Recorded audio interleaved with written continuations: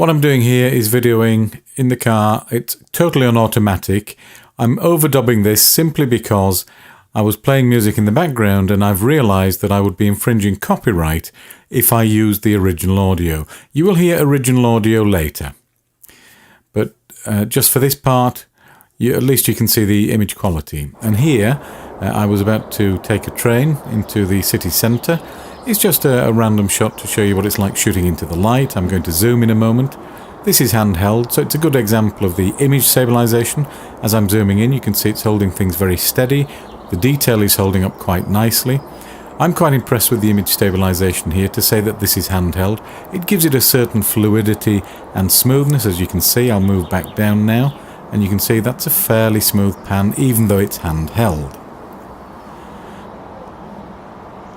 Coming up next, I'm just walking around the city centre. You can hear it's quite windy. I didn't turn on the wind reduction factor in the audio settings for the camera. This is exactly what you would hear.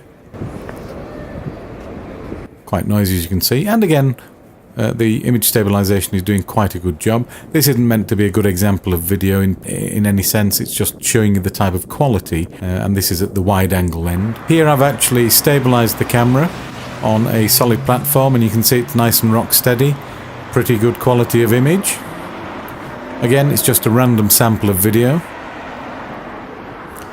And here I was about to take the train back, and the heavens opened, the rain poured down. You can hear the noise, that is the rain. I was sheltering under a canopy, and as this train comes in, you'll actually see all the rain splashing on the walkway there. You'll start to see it in a moment. So it's picking up a fair amount of fine detail.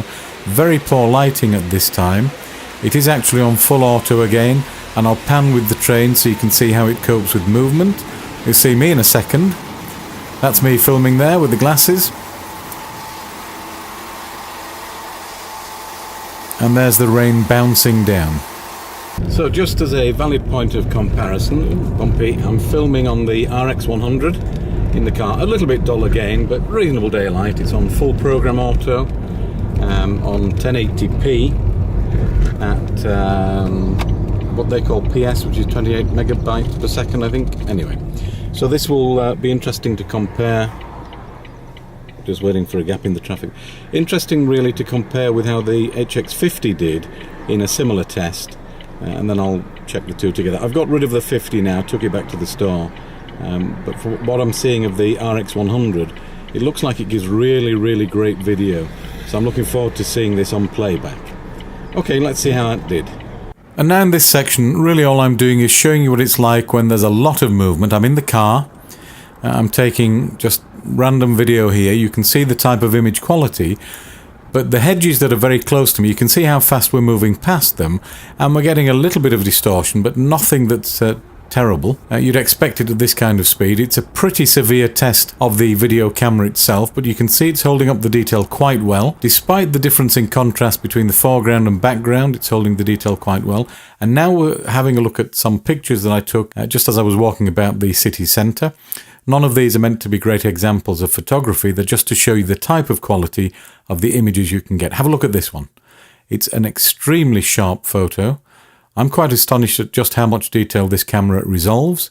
I'm very impressed with the stills photography as well as the video, and you can see from the crispness of the details of these. It was sunny, of course, that helps, but these are on auto. You're getting a lot of detail, including in areas which have very poor contrast, for example with the statues that you've just seen.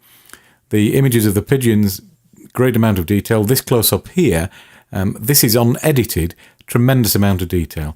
So as you can see, the RX100 performs really well and brings out a great deal of detail in stills and in video.